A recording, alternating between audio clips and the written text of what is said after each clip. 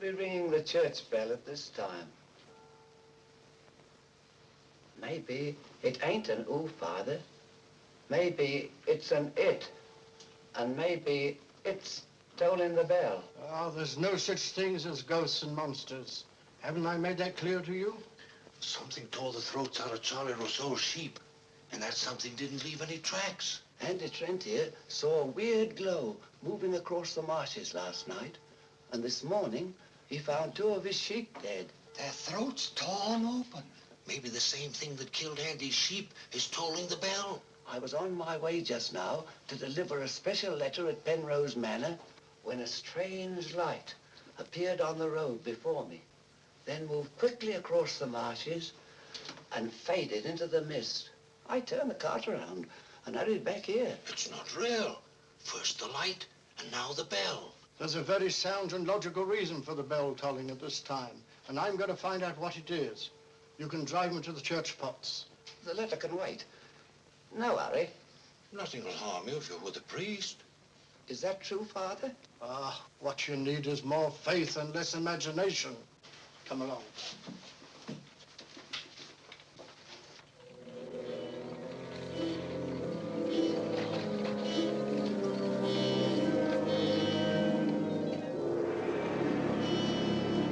I'd better deliver that letter to the manor. I'm sure it's important.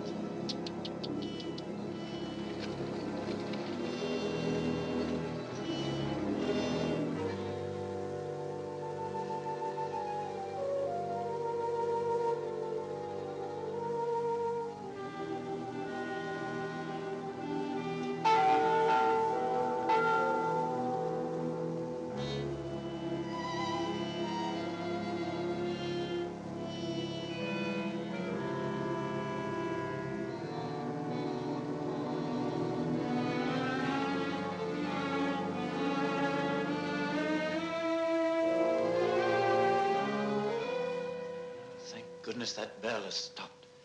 Odd. It's tolling at this time of night. I don't like it. What with this phantom roaming the marshes? I saw it again tonight. Who would that be?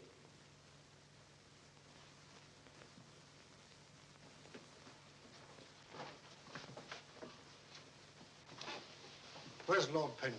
He's gone to Quebec. Get him on the phone immediately. What's happened, Father? Lady Penrose, dead, clutching the bell rope, tolling for help. It was dreadful. Her ladyship. Call Sergeant Thompson at the police station. Ask him to come to the church immediately. Come with me, Potts. I'll need you. Yes, Father.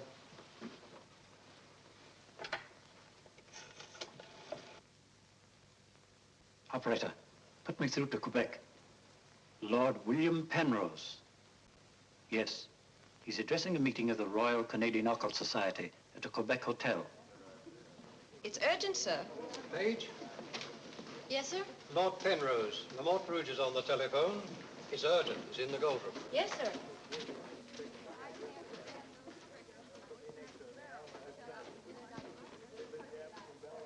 Gentlemen, as you know, the greatest obstacle in proving the authenticity of the occult lies in finding facts. However, if the facts are there, even the most hardened skeptic, provided he has an open mind, must finally acknowledge the actual existence of the supernatural. Do you admit that, Mr. Holmes? Facts are always convincing, Lord Penrose. It's the conclusions drawn from facts that are frequently in error. Yes, in the case of the Hound of the Baskervilles, as well as in the adventure of the Sussex Vampire, we found Watson, please. Oh, sorry. Well, gentlemen, this time I have facts. Cold facts. Many years ago, 100 to be exact, an apparition appeared at night in the village now called La Mort Rouge. The following morning, 3 people were found dead, their throats torn out, hence the town's rather grim name. Interesting, yes. But facts, no. I hardly think the tales of superstitious peasants can be considered... I haven't finished, Mr. Holmes. La Mort Rouge has again been the scene of these strange and unexplainable occurrences. Unexplainable, that is, from your point of view. Several of our most responsible citizens have actually seen the strange apparition on the marshes at night. And next morning, sheep were discovered... with their throats torn out and no traces of the killer anywhere to be found. Oh, you read about it in the papers. Oh, as a matter of fact, I haven't. It was merely a deduction. A rather obvious one, I'm afraid. Deductions are a weakness of mine, as Dr. Watson can tell you.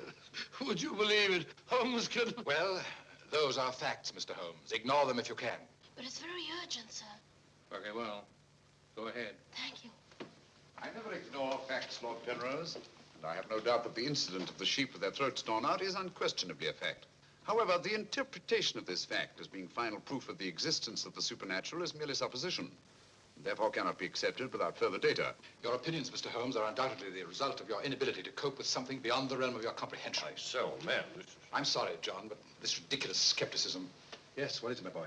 L'Amour Rouge on the telephone, sir. Very urgent, my lord. Excuse me, gentlemen. I'm afraid, Lord Well, it's quite understandable, Sir John. Lord Penrose is deeply entrenched in his beliefs. That's his privilege. Well, hang it all, Holmes, the fellow was positively rude. Well, shall we see a little overwrought, Watson? I'm leaving immediately.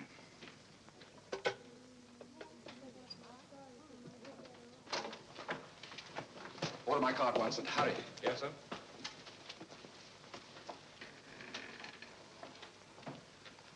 Gentlemen, my wife has just been found dead. Her throat torn out. In exactly the same manner as the sheep. This is terrible. I say, you don't think that it's... Undoubtedly, Mr. Holmes, you would call it murder by person or persons unknown. I'm sorry. If I can be of any assistance... Thank you, no. I'm afraid the happenings in l'Amour Rouge wouldn't interest you, Mr. Holmes.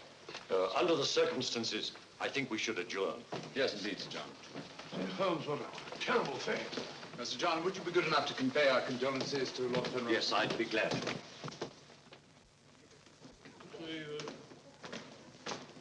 Can't we get something to eat before we leave? You don't often get food like you do here. Don't you ever think of anything else besides your stomach? No, not often. I gotta get a paper. Morning. Good morning, sir. I imagine you'll be glad to get back to London, Mr. Holmes. Yes, indeed. Oh, by the way, there's a letter for you, sir. Thank you. Oh, here's something about Lady Penrose. She was found in the church with her throat horribly cut. Evidently dragged herself from the marshes nearby and tried to summon help with a bell rope. What's it?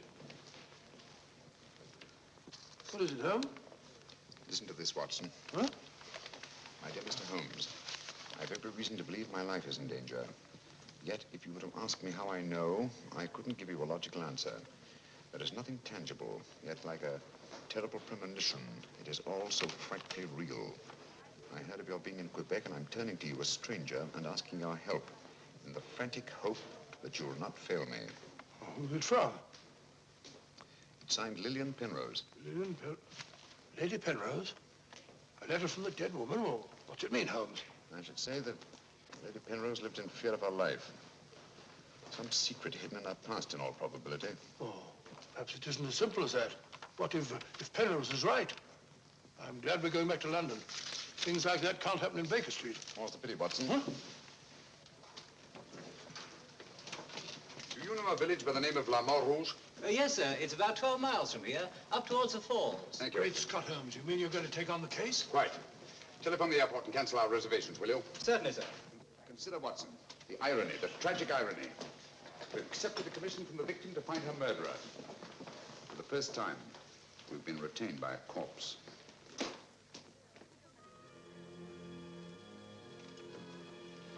Doesn't seem to be a bell. Never mind, come along. Do you think we should?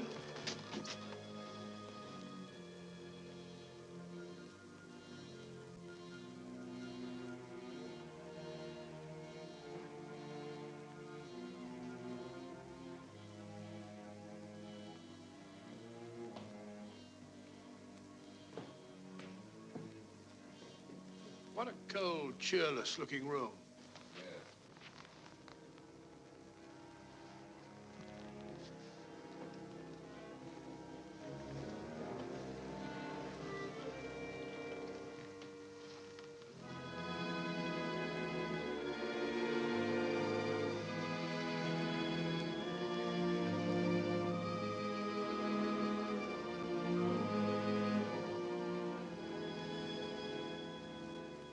What do you want? Who are you? Mr. Sherlock Holmes, I apologize for this intrusion. Would you mind, gentlemen?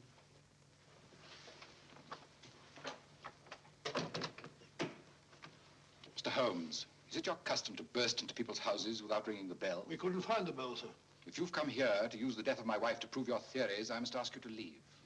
Penrose, I received this letter from Lady Penrose this morning.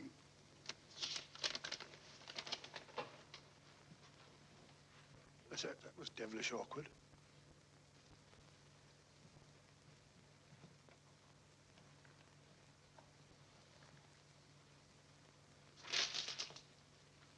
I'm afraid you're a little late, Mr. Holmes. My wife's dead.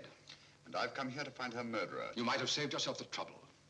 I'm convinced that the solution of this horrible deed lies in an understanding of psychic phenomena. Although I don't expect you to admit that, Mr. Holmes. I assure you, Penrose, I neither believe nor disbelieve in anything, including psychic phenomena. If I could just see Lady Penrose, it might help dispel much of the mystery that surrounds these happenings in the Montrouge. Drake! Why don't you answer the blasted thing? Sergeant Thompson has charge of the case. You'll find him at the police station. And now I must ask you to go and take your assistant with you. You'll excuse me if I don't show you out. Drake! Drake! Drake, where are you? What?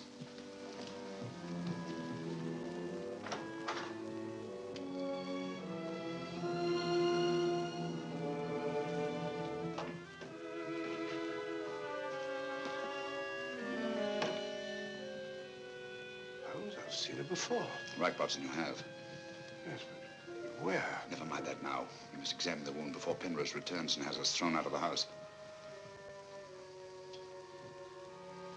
Clumsy job. Just missed the jugular vein. It must have bled to death. And it bled for several hours, eh? Possibly more.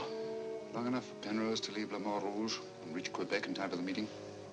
Holmes, you don't suspect I Penrose? suspect nobody, Watson. I was just asking a question. I beg your pardon, gentlemen. There is another who desired the death of her ladyship. I saw it last night in the fields, moving in and out of the shadows. You're the butler, aren't you? I was the butler. I've given notice.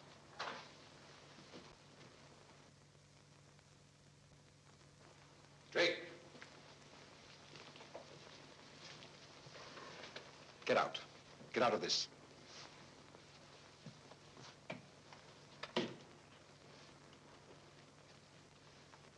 I trust you found what you were looking for.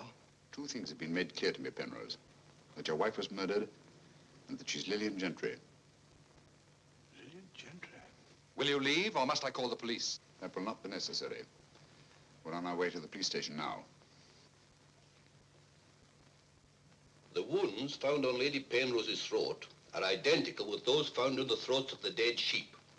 Now, I'm not a superstitious man, Mr. Holmes, but I don't know of any weapon capable of inflicting such wounds, except an animal's claw. Of course, it could be done by a five-pronged garden weeder. Not that garden weeder, Mr. Holmes, that's mine. I use it to weed the garden at the back of the jail. I'm inclined to agree with the Sergeant, Holmes. A weapon such as that would have severed the jugular vein, and death would have followed immediately. Lady Penrose lived long enough to drag herself to the church and toll the bell in a frantic effort to call for help. Yes, I know all about that. But there must be some logical motive instead of all these goblins and monsters. Sergeant, have you ever heard of Lillian Gentry? No, I can't say that I have, Mr. Holmes. She was a famous actress who came to America some time ago. She appeared for many years in the United States and Canada. Then suddenly she disappeared. Her disappearance was never explained, and she was soon forgotten. But what's the connection between Lillian Gentry's disappearance and the death of Lady Penrose? Lillian Gentry and Lady Penrose are one and the same person. The same person? Precisely. One more question, Sergeant. Do your files show anyone with a prison record living in La Montrouge? No, Mr. Holmes. The only person having any connection with a prison is Emile Journet. He came here 2 years ago with his daughter and bought the hotel. He was a guard at Talon Prison. Thank you, Sergeant. I hear there are a lot of prairie chicken in these parts. I'd like to have a bag of them someday. I think that can be arranged, though. Yes, we can stop over at the farmyard and you can shoot all the chickens you want. That's all very funny, Holmes. Here you are, old fellow. We're going to engage rooms at Monsieur Journet's hotel. Landlord! I say landlord! Place seems deserted. Won't be for long if you bellow like that. Landlord! Oh, sorry, Holmes. Got to try and make summer. Yes, monsieur. My dear, have you got a room for us? Yes, monsieur. Good. Sign here, please. I'll sign for us both. Well, thank you. You seem very young to be in charge here. Yes, monsieur. You are Mademoiselle Journay? Marie's your name, monsieur. My dear, you've been crying. Why? Papa's going away. Oh, come now. Is that such a tragedy? Did you cry if your papa were going away, Watson? I don't believe so. This way, monsieur. Bring your bags. Yes, of course. Wouldn't I be unhappy if my father was seen my father for years? Father died about 20 years ago in Cheltenham.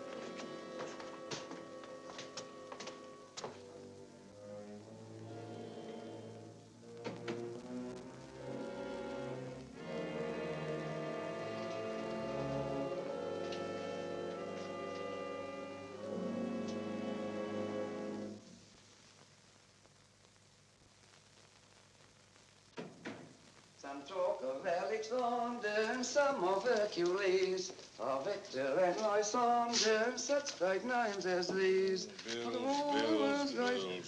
That's the way it goes, Emil. It costs money to be born, and it costs money to die. Do you know who that was in the car? It was Sherlock Holmes. He's here now. What do you think he'll find? Ghosts and monsters. What else is there for him to find? There's nothing. I don't know. You're afraid, Emil. Of course I am, and so are you. Who isn't? Why should Sherlock Holmes come here? To investigate the death of Lady Penrose. What else? I'm afraid Mr. Holmes will return to London a sadder, but a wiser man. Why do you say that? Well, you can't arrest ghosts and monsters, can you now? Well, I'm on my way. The mail must be delivered.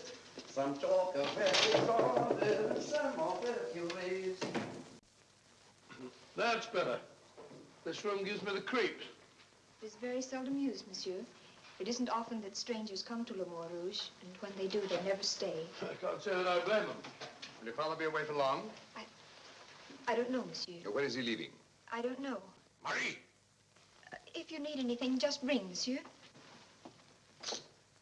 That girl's frightened, Holmes. Obviously. She made the mistake of telling us that her father was leaving. Huh? You don't think that Journay... Suppose we have a little talk to Monsieur Journay. It might prove illuminating. Didn't I tell you not to answer any questions? Yes. Didn't I tell you to keep a silent tongue in your mouth? Yes, Papa. So you told them I was going away? Yes, Papa. I'll teach you to keep your mouth shut. Monsieur Journay, just why are you leaving La Mort Rouge at this particular time? I'm not leaving. What gave you the idea that I was? Your daughter? My daughter's mistaken. I merely said that I would like to go away. I've just been teaching her the difference. Yes, so I observed. I can't say that I approve of your method, sir. I'll ask you to mind your own business. Run along, dear. Oh, there, my dear. Disgraceful, hitting a child. Monsieur Journay is quite right. It's none of our business. Monsieur Journay, what do you know of the death of Lady Penrose? Only what everyone in the village knows, that she was killed by the monster. You've seen this monster? No, but who else could have done this terrible thing? Sheep have been killed, their throats torn out. You were a jailer at Talon Prison, weren't you? Oh, yes, monsieur. Why did you decide to come to La Mort Rouge? Well, I always wanted to own a hotel, and I heard this one was for sale, so I bought it. That was 2 years ago. Yes. I believe it was about the time the monster made his reappearance, wasn't it? Do you suspect me of being the monster, Mr. Holmes? No. I was just remarking a coincidence. I thought you didn't believe in those things, Holmes. Quite right, Watson, I don't. At least, not in the supernatural variety. Not the werewolf who bites into his victim's throat with his teeth. But, a monster who uses for his weapon of death a 5-pronged garden weeder, yes, that's a little more in my line. I don't know what you mean. I mean that this monster's been recreated and used as a screen behind which to commit a horrible crime. Whoever did it felt certain that no suspicion could possibly fall on him. But my unexpected arrival upset his plans. Very possibly he became frightened, decided to run away. You're right, monsieur. I was running away. But not for the reason you think, but in fear of my life. And who would want to kill you? I don't know. It's like some terrible premonition. But it's so real. The very word, it's in Lady Penrose's letter. Yes. That still doesn't explain this garden weeder. I swear to you, I know nothing about its being here. Haven't we better send for that fellow, Sergeant Thompson? No, Watson, that won't be necessary. Monsieur Journet knows as well as we do that you can't run away from yourself. Oh, would you be so good as to return this to Sergeant Thompson, monsieur? I took it away quite by accident.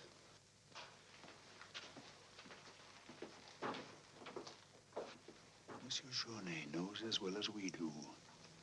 You can't run away from yourself. This fellow Journet seems a very frightened chap. Do you think he'd have any connection with Lady Penrose's murder? Time will tell us many things, Watson. And now, my dear fellow, there's something you can do for me, if you will. Anything, Holmes? I knew I could rely on you. I want you to mingle with the people in the cafe tonight. Find out all you can and keep a particularly sharp eye on Journet. Does he sort of take over the case? That's right, old boy. I want to get a good night's rest before starting out again in the morning. Oh, and incidentally, make yourself as inconspicuous as possible, will you? Inconspicuous?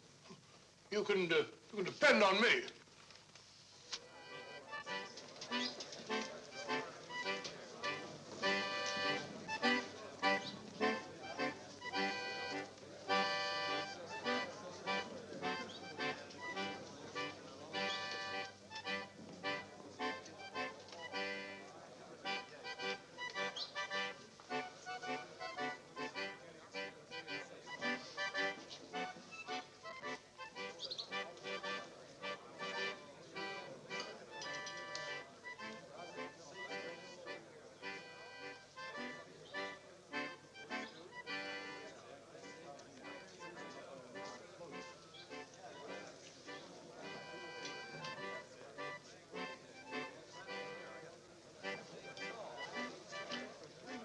Thank you, my dear.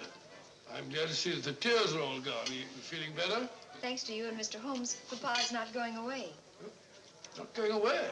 Oh, good.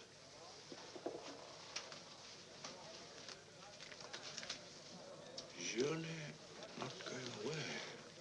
There are many phases of the supernatural, Mr. Drake. Witchcraft, vampires, werewolves, ghosts, monsters. You'll find them all in the history of crime. So I say to myself, Potts, this is the handiwork of the supernatural. I gather that your name is Potts, that you're interested in the detection of crime. Allow me to introduce myself. My name's Watson, Dr. Watson of 221B Baker Street, London, England. How'd you do, sir? Here's the crime. Bigger and better crime. I deduce, my good man, that you're somewhat drunk. Yeah. Sharp he is. Sharp as a tack. And just as flat-headed. You might also deduce that I'm leaving this place. Getting out. As soon as the bus I'm waiting for hoots its hooter. I believe they say honks its hooter in these parts. Hoots to me, honk to you. Hoot, hoot. My dear fellow, I don't care two hoots whether it's hoot or honk. Oh, that's my bus, gentlemen. I just heard it hoot its hooter distinctly. If you solve this case, let me know. Personally, I'm betting on the monster. You take my advice, Potsy. Get out of this place before they find you with your throat cut.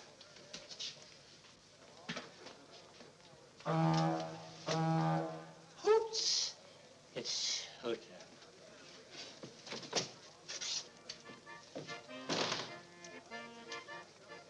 Nervous? Well, the thought of having your throat torn out by some monster isn't likely to make you very gay, Dr. Watson. No, indeed. Some of Monsieur Journet's excellent wine will soon remedy that. Marie, would you bring a bottle of this excellent wine for my friend here? Yes, monsieur. Mr. Potts, as a student of the occult, supposing you give me your theory of this murder. You like this wine? Oh, but Dr. Watson, I never drink anything stronger than milk. Teetotaler? No, hiccups. Every time I drink alcohol, I have hiccups. Sorry.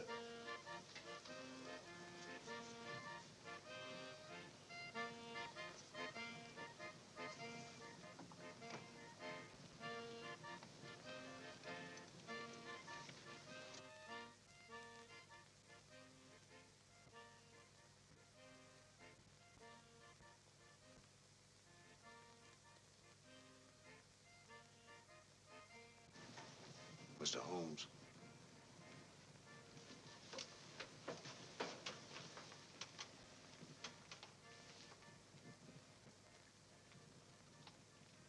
Mr. Holmes.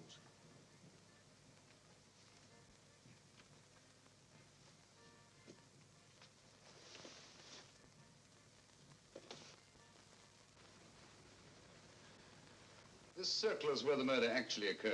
Yes, Mr. Holmes. There's a footpath just beyond the church which leads across the marshes. Follow it for half a mile and you'll be there. Thank you, Sergeant. I'm sure I'll find it. Mr. Holmes, I wish you'd let me go with you. It's dangerous on the marshes at night. These swamps, one false step... I'm sorry, Sergeant, but it's important that I go alone. I'll keep close to the path. Well, will Dr. Watson be going with you? No, Sergeant. I asked him to do some research work of his own, and by now he's probably magnificently involved. Good night. Good night, Mr. Holmes. But according to your theory, Dr. Watson, everyone in the village is under suspicion. Pardon me. It's quite all right. Oh, thank you. Murder is a very interesting study, gentlemen. I well recall a short story by that brilliant author, G.K. Chesterton, in which the murder is committed by a postman. I refer, of course, to the Invisible Man, a brilliant bit of deduction on the part of Father Brown. I'm a postman. Precisely why I mentioned it, to illustrate the absurdity of assuming because one man in a postman's uniform is a murderer, any other man in the same uniform should be suspected. Thanks.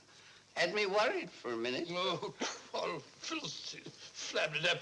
A child can see that this ridiculous monster has got you all afraid of your own shadow.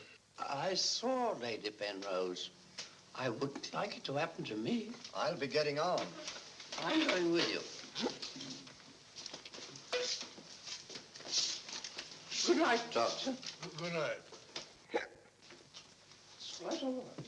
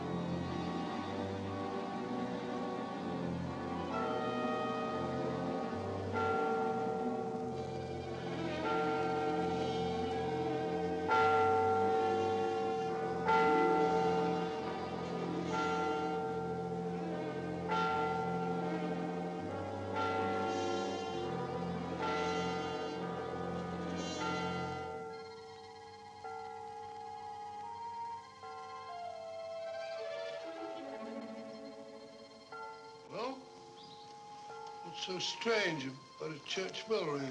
It rang the same time last night.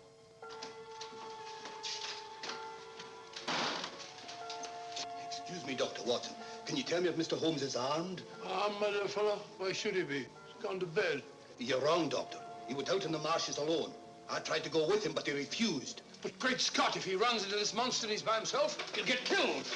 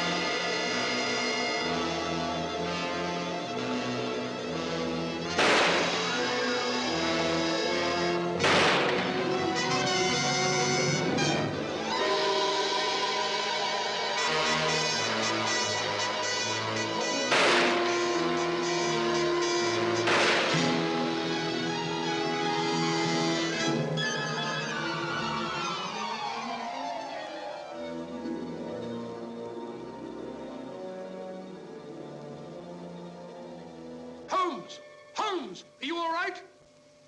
Where are you, Watson? Here I am. Over here, Holmes. Watson, where are you? I'm in the bog. Oh, good gracious. Come here. Your instructions were to mingle with the people and stay in the cafe. Sergeant Thompson said you were out here alone, so I thought you might need help. Yes, so you proceeded to fall in the bog, eh? Fall? I was pushed into the blasted thing. Pushed by the most ghastly apparition. Came at me like a roaring furnace, with spitting fire in all directions. Before I could get my revolver, the thing was upon me. The next thing I knew, I was in the bog. Are you all right, Mr. Holmes? I heard shots. Yes, I'm all right, but Dr. Watson here seems to have encountered the monster. He has? Come along, old fella. We'd better get you out of these wet clothes and into a hot tub before you catch a death of cold.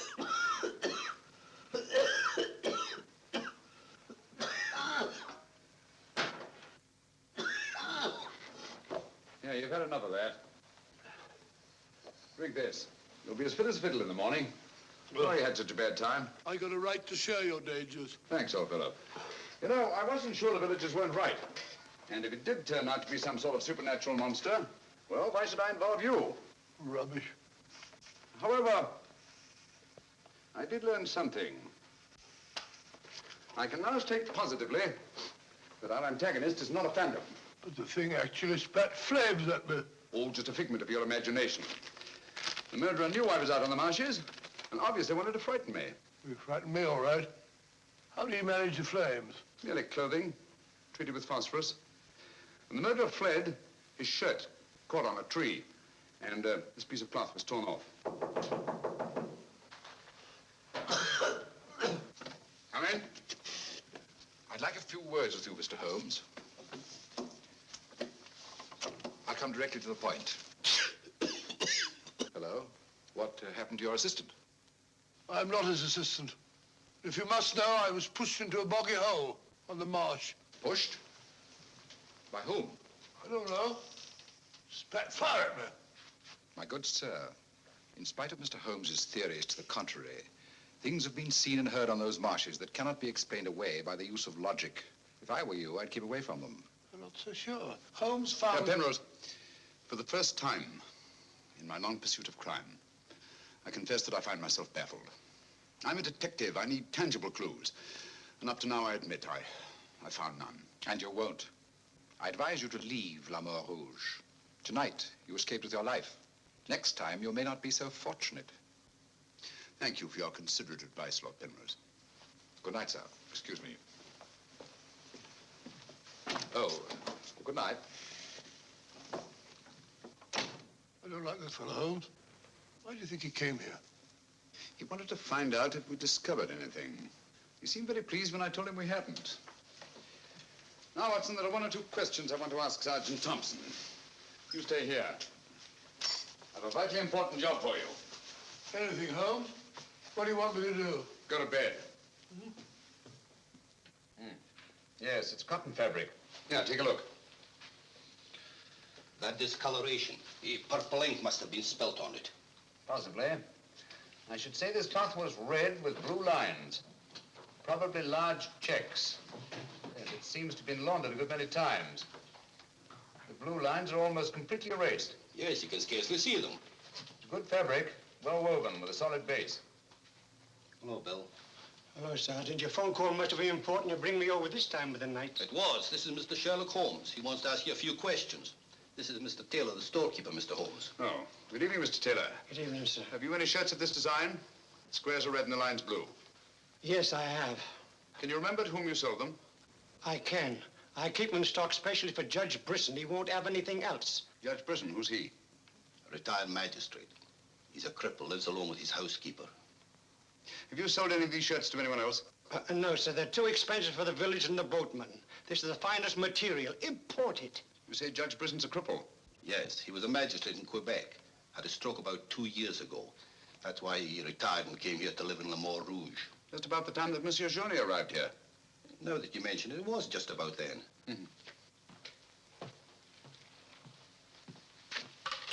Hello, operator? Give me Judge Brisson's home, will you? Thank you.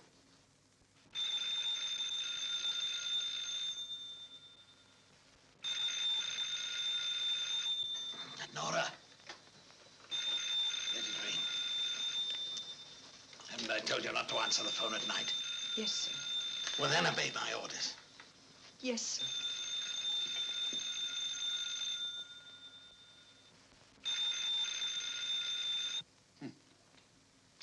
No answer. Where'd you live? On the Marsh Road. But I don't advise you to go there after dark, Mr. Holmes. The place is a fortress and guarded by a savage dog. I think Dr. Watson and I will have to pay Judge Brisson a visit in the morning. Good night, gentlemen. Good night, Mr. Holmes.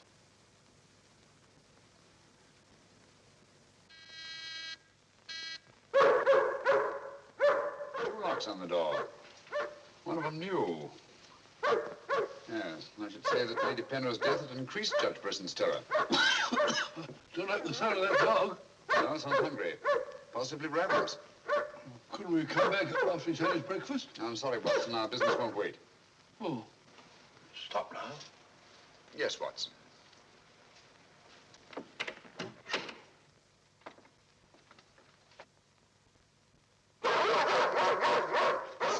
Good Fido.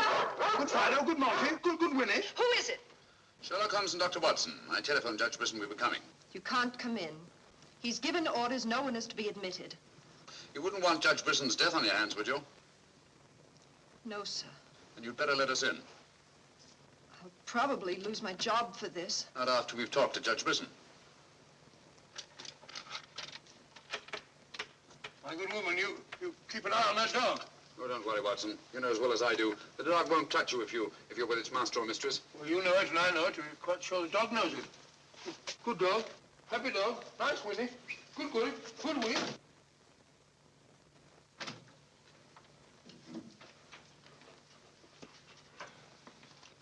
Let me warn you, I'm armed. And I'm an expert shot. We didn't come here to harm you, Judge Brisson, but to protect your life. I told you over the phone this morning, Mr. Sherlock Holmes, that I did not want to see you. I don't want to see anyone.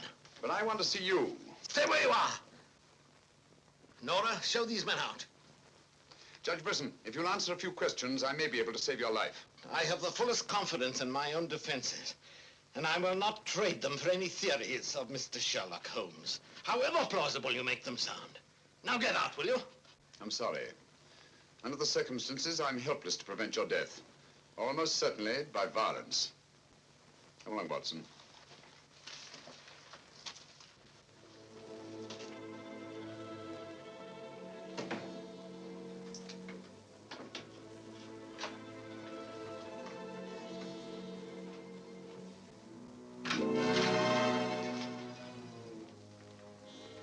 Pardon me. May I trouble you with that envelope? I must have dropped it.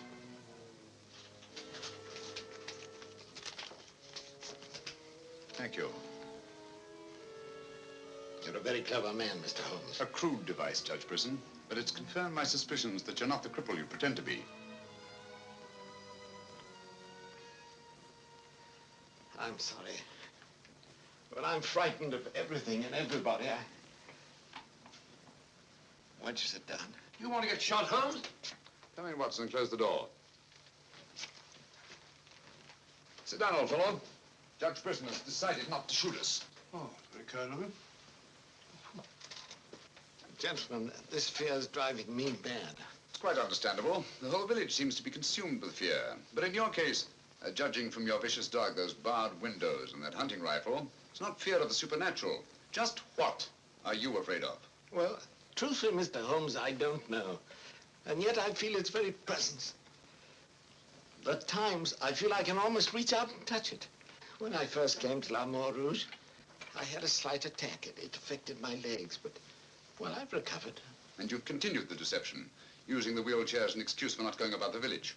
Well, you see, people would be more inclined to accept my hermit-like existence. Yes, naturally. Tell me, Judge Brisson, had you ever heard of Monsieur Journet before you arrived at La Rouge? No, I hadn't. How many of these shirts has your housekeeper purchased for you? Oh, 4 or 5. I'm not positive. You still have them? Well, 1 or 2 became badly worn, and I told my housekeeper to give them to a man who was doing some work for me at that time. Can you describe him? No, I'm afraid I can't. That was about a year ago, you see, and, well, I didn't pay much attention to him. He worked in the garden. Could your housekeeper remember him? No, that was a different housekeeper then. She went to the United States. Try to remember, Judge Brisson. Your life may depend on it. I do remember one thing. He had a very slight limp. I used to watch him from that window as he walked across the lawn. Splendid. Continue your vigilance, Judge. And under no circumstances allow anyone to enter the house, even someone you may know well. What's that mean, Holmes? It may mean nothing, Watson, and it may mean everything. I'm quite sure that Sergeant Thompson will have observed a man with a limp in a village the size of La Rouge. Good day, Judge, and thank you. Good day, sir. I'm sure Sergeant Thompson will have observed a man with a limp in a village the size of La Rouge.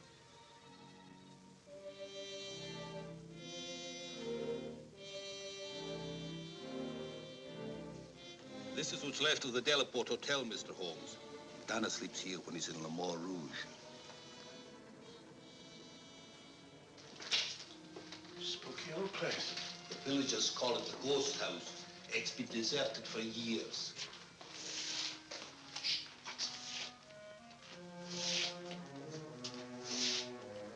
He walks with a limp. A left foot, I think. To the trained ear, Sergeant, footsteps have a characteristic rhythm as identifiable as fingerprints.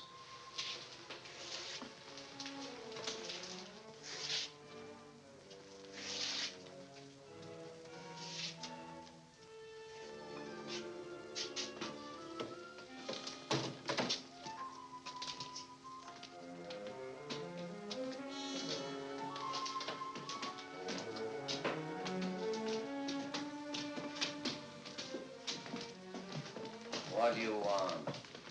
Come to have a talk with you, Tanner. I've done nothing. Then you won't mind answering a few questions. What do you want to know? Tell me, Tanner, where were you 2 nights ago? Down the river. And last night? I just got back tonight. You're lying. You can't frighten me. But now I got a job to do. Quite evident that you haven't been on the river within the last 48 hours. Are you trying to make me out the murderer of Lady Penrose? How do you know she was murdered? I'll tell you how you know she was murdered. Because you murdered her.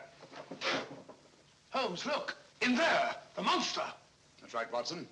One of Brisson's shirts, which Tanner here treated with phosphorus. Take him, Sergeant. I'll give you all the evidence later. Look out!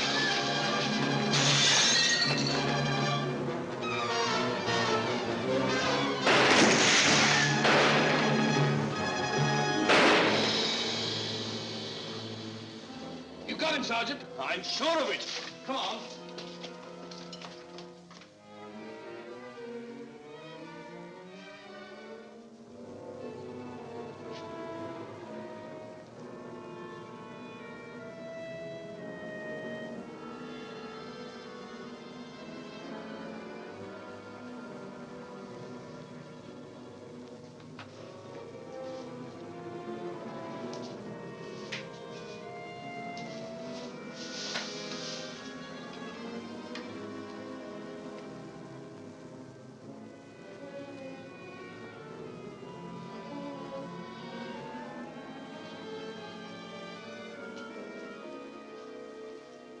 I see no reason why we shouldn't leave for home tomorrow. So much for tomorrow. But for tonight, what do you make of this, Watson? I found it in Tanner's room. Just a photograph? That's right, old boy, just a photograph. You notice anything else about it? Part of it's missing. Bravo, Watson. Now, if we can find the missing half, notice the discoloration of the torn edge, faded signature. The upper half was torn off sometime within the last year, I should say. Well, why all this fuss about an old photograph? Watson, have you ever stopped to think that the science of detection is very much like stringing a handful of beads? I can't say I have. Well, it is. And in this particular case, you might say that I have 5 beads. Journée, Brisson, Tanner, Lord and Lady Penrose. So far, I haven't had any thread to string them together. This, gentlemen, is our thread. And I think I shall start with Lady Penrose. But Lady Penrose is dead. The dead can tell us many things, Sergeant. You and Dr. Watson remain here at the hotel. I'll meet you later. I'm sure you got Tanner, Sergeant. But Mr. Holmes is never satisfied with a dead criminal. He has to sit in on the post-mortem. Come along. Let's go downstairs and celebrate the death of the monster. That's a good idea, Doctor.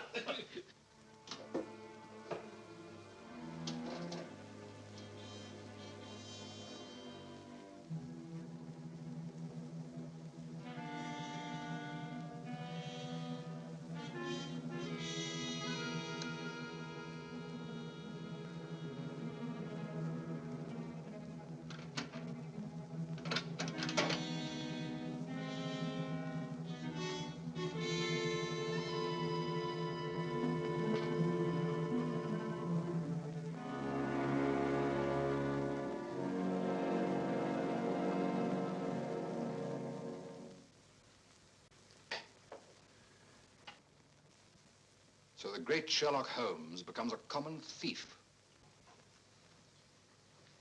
You realize, of course, that I might have shot you. I knew that you'd refuse to see me, so naturally I had to take that chance. Tell me, who is Alistair Ramson? What has he to do with your being here? Perhaps this will explain. Found the lower half in a room occupied by a boatman named Tanner. The upper half was in Lady Penrose's safety box. Alistair Ramson murdered a fellow actor in my wife's company. He was sentenced to life imprisonment. The whole thing was a great shock to her. So she retired from the stage and you married her shortly after? Yes. Where and when was this murder committed? In Quebec, 5 years ago.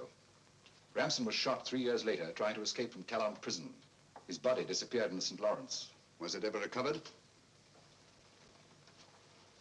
I don't believe so. Penrose, Alistair Ramson and Tanner are one and the same person. What? It was he who sent the upper half of that photograph to your wife as a warning. What could my wife have in common with a murderer? Yet he killed her. He killed her? Yes. The monster was none other than Tanner himself. We found a shirt impregnated with phosphorus in his room. Tonight, when we faced him with the evidence of his crime, he bolted and jumped out of the window into the river. Sergeant Thompson fired a couple of shots at him. He's dead? In a way, yes. I don't understand. Tanner is dead only because he was discovered, and had therefore outlived his usefulness to his creator. But I'm afraid that Alistair Ramson, the actor, who created and played the part of Tanner, is very much alive. But surely, now that you know who the murderer is, the police... It's not quite as simple as that. During the time he's lived here, Ramson has undoubtedly established another character for himself, perhaps several others, who are by now familiar to the people of the town of Le Mans Rouge and quite above suspicion. He could be almost anyone in the village. He may even have been your butler, Drake. This is fantastic. Yes. Yet Lady Penrose's death is only the beginning. There's no saying where this madman will strike next. Tell me, is there anyone else in Le Mans Rouge who may have been connected in any way with the case of Alistair Ramson? Judge Brisson was the magistrate who tried and sentenced him.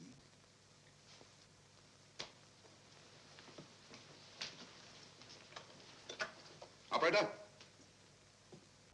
Operator, give me Judge Brisson's home. It's urgent.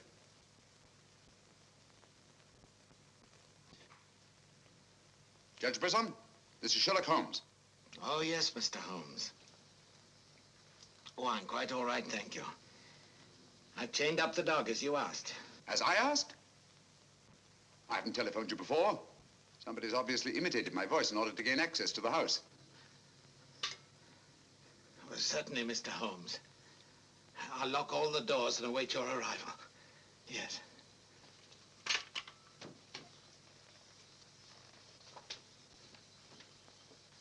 Nora! Nora!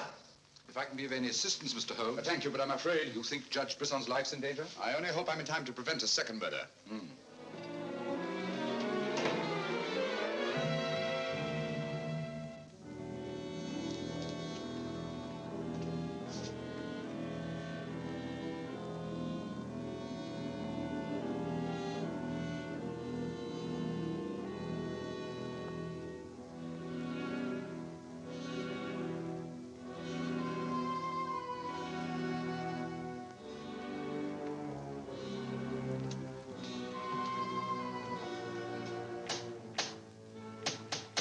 That's Mr. Holmes. Show him in.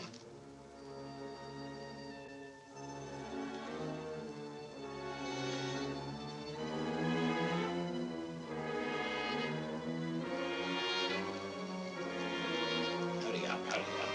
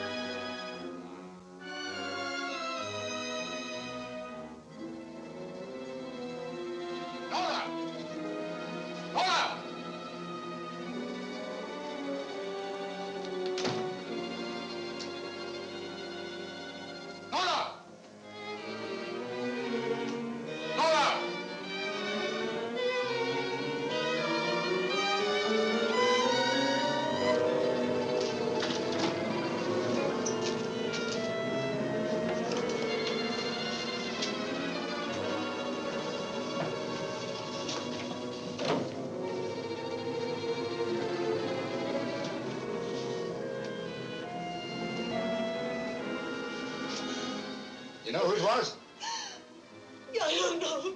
I don't know.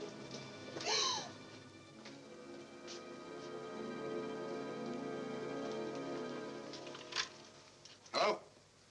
Operator, Monsieur Journet's cafe. I want to speak to Sergeant Thompson. It's urgent.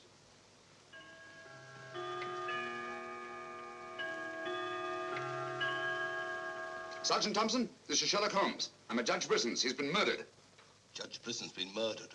Judge Brisson? The murderer gained access to the house, gagged and bound the housekeeper, then disguised as Nora, murdered Judge Brisson. I'm returning to the old Delaporte Hotel on the chance that he'll go there to change his clothes and assume another disguise. Ask Dr. Watson to meet me there as quickly as he can, will you? You'd better come here at once and take charge. Right.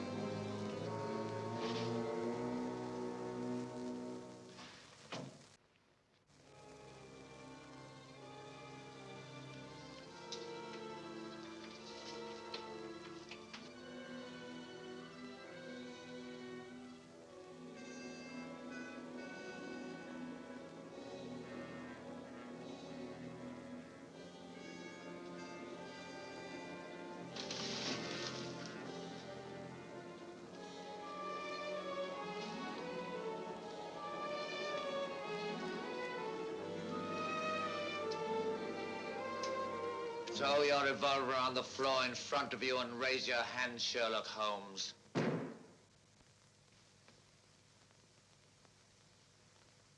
I should have thought you would have felt more at home in the spotlight.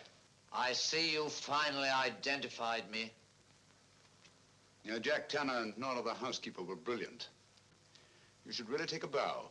It's too bad you appeared on the scene when you did, and I had to ring down the curtain on the monster. Your recreation of the monster of La Mort Rouge as a means of murder must have given you great satisfaction. Why did you kill Lady Penrose? I see no reason why I shouldn't tell you. I couldn't bear the thought of another man possessing her. And Judge Brisson? During the trial, I grew to hate him. And when he sentenced me to prison, I vowed that someday I would escape and kill him. I see. Obviously, you planned still another murder. Otherwise, you'd have returned to the safety of your first disguise and defied me to find you. You're right. I am. There were 3 people in my life who had no right to live. 2 have already died. The 3rd remains. Tonight, I shall kill him. Mr. Holmes, I've always had the greatest admiration for your talents. Thank you. Your performance in this case has also been brilliant. So brilliant that I'm afraid I'm going to have to ring down the curtain on it a bit prematurely.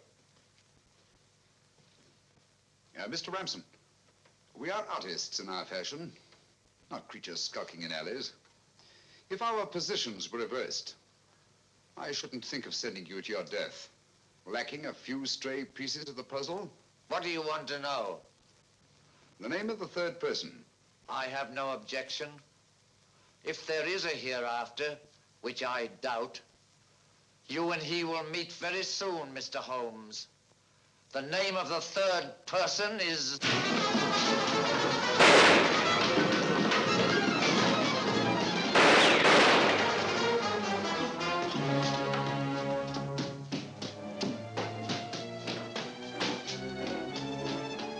Coming, Holmes! Look out, Watson!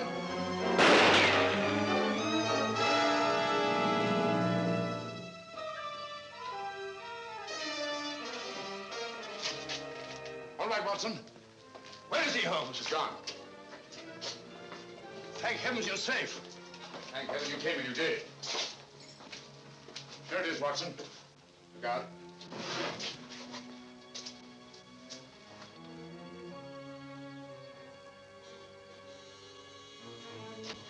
So you got away again?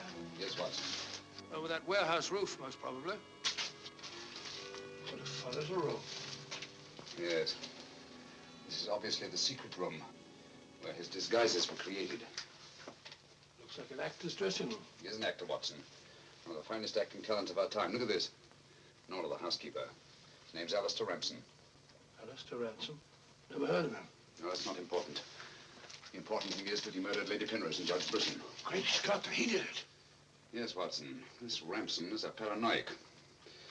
His orgy of crime is not complete. There's still another.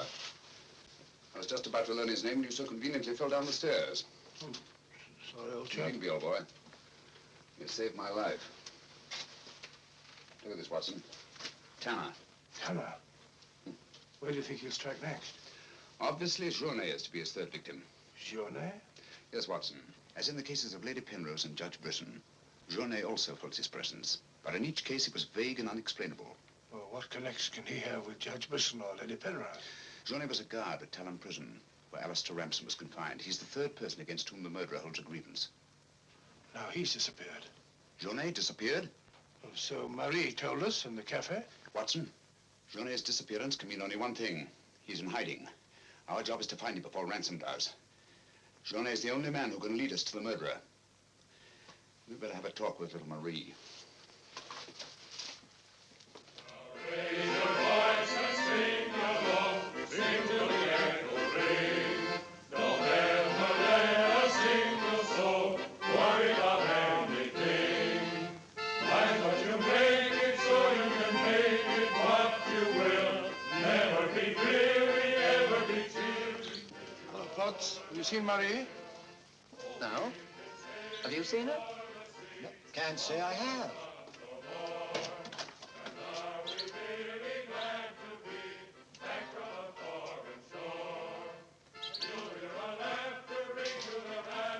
Marie?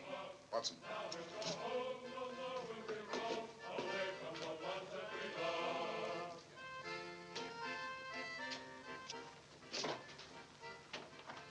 What is it, Holmes?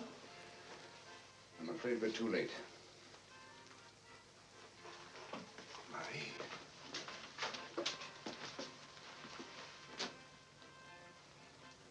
Don't touch anything, Watson. Murdered in exactly the same way as Judge Brisson and Lady Penrose. Poor innocent little child. I should have prevented this. Nonsense, my dear chap. You did everything possible. How on earth could you have prevented it? The child's death is a tragedy, of course. I see exactly what happened. She was standing here by the desk, and the murderer came in by that door. He came in through that door, but Marie was not in the room. She alone, of all people in the cafe, saw Ramsden enter this office. It was someone she knew well. Someone who might have a message from her father. So she followed him here. And when she refused to tell him whether her father and Gunny killed her. Ramsden already knew that Journey had disappeared, but he didn't know where. When he questioned her, she became suspicious, and it was then that he killed her. Telephone Sergeant Thompson, will you? He's at Judge Brisson's. Ask him to come here at once. And see that no one leaves the cafe until he gets here. The murderer may be among them.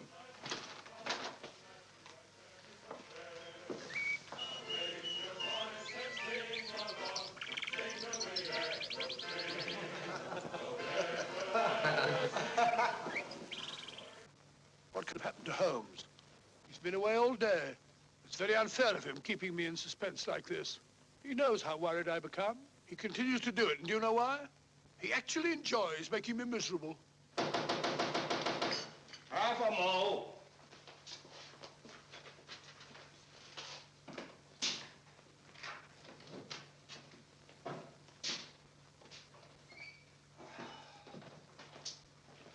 No good, Watson. It won't work. What won't work? I've been to every place where Journey could possibly be in hiding. That's where you've been all day. Yes, Watson, and I must admit that I'm completely baffled. We've got to find Journey before it's too late. But how? I've been everywhere within a radius of 5 miles of this village. I've even been to the church. in the hope that he'd disguise himself and attend mass. He may have gone to Quebec. Every road's covered. He hasn't left this vicinity, of that I'm certain. All right, I'll answer it. Hello? Hello?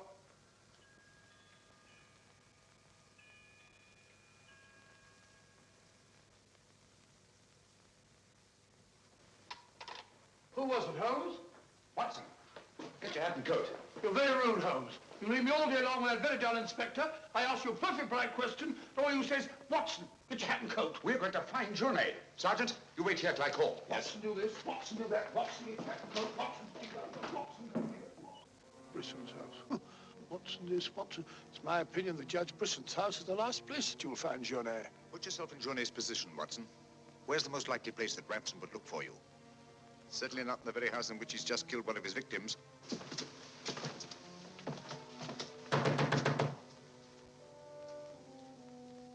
Journey! Journey! It's Sherlock Holmes and Dr. Watson. We're here to help you. I don't like the look of it, Holmes.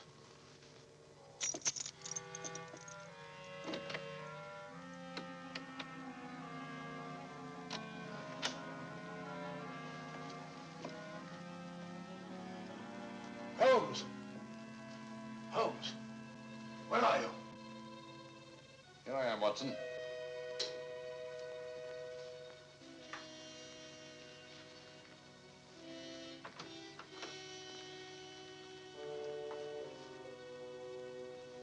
Journey! What do you want? We've come to help you.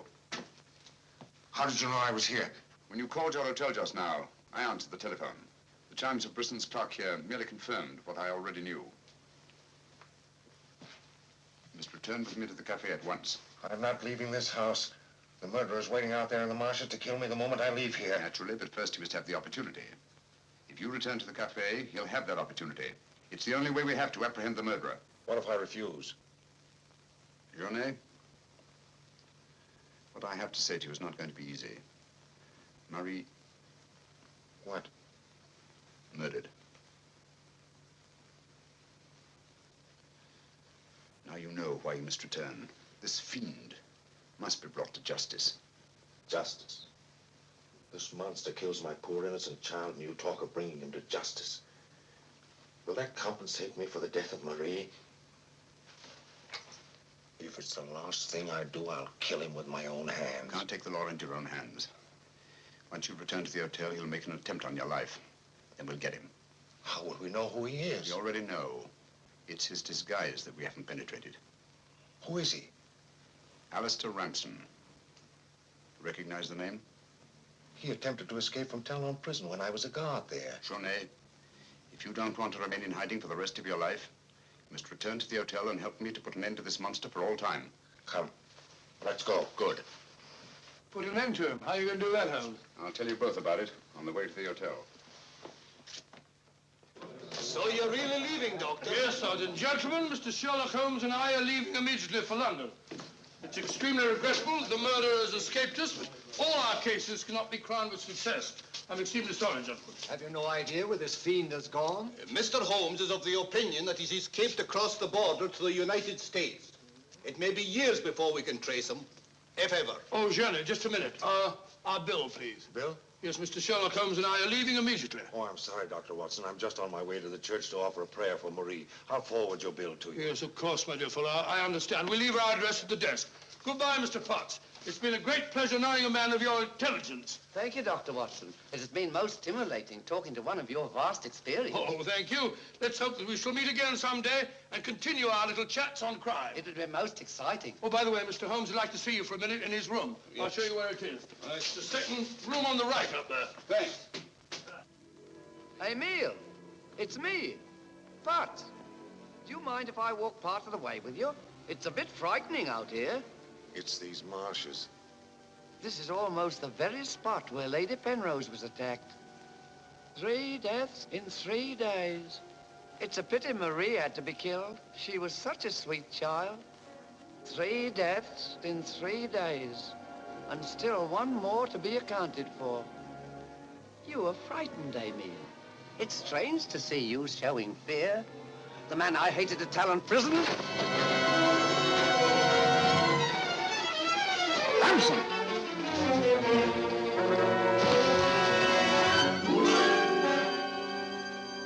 Sherlock Holmes. Yes, Mr. Ramson. So you see the final curtain has not fallen after all. I thought you were on your way to London. Naturally, that's what I wanted you to think. That's why Dr. Watson announced our departure in the cafe. Journey's leaving was purely bait to bring you into the open.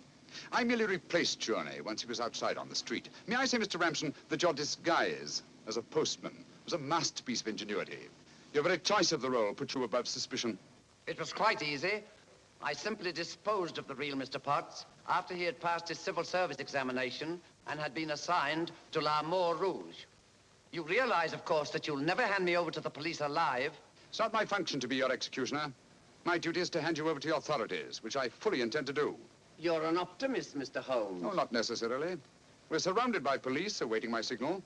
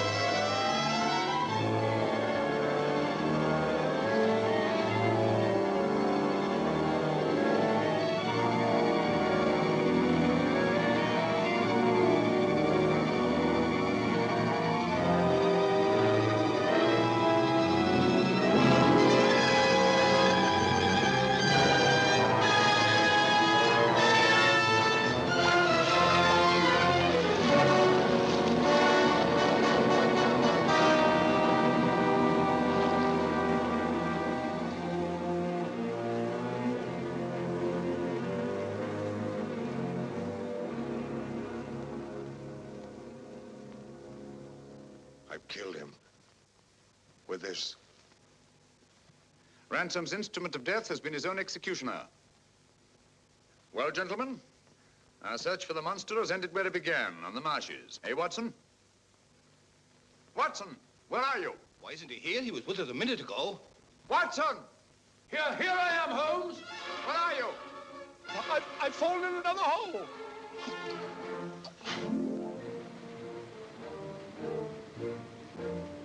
I should like to have seen a bit more of Canada before we sailed, Holmes.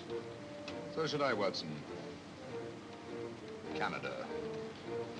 The linchpin of the English-speaking world, whose relations of friendly intimacy with the United States on the one hand, and their unswerving fidelity to the British Commonwealth and the motherland on the other. Canada. The link that joins together these great branches of the human family. Churchill say that? Yes, Watson, Churchill.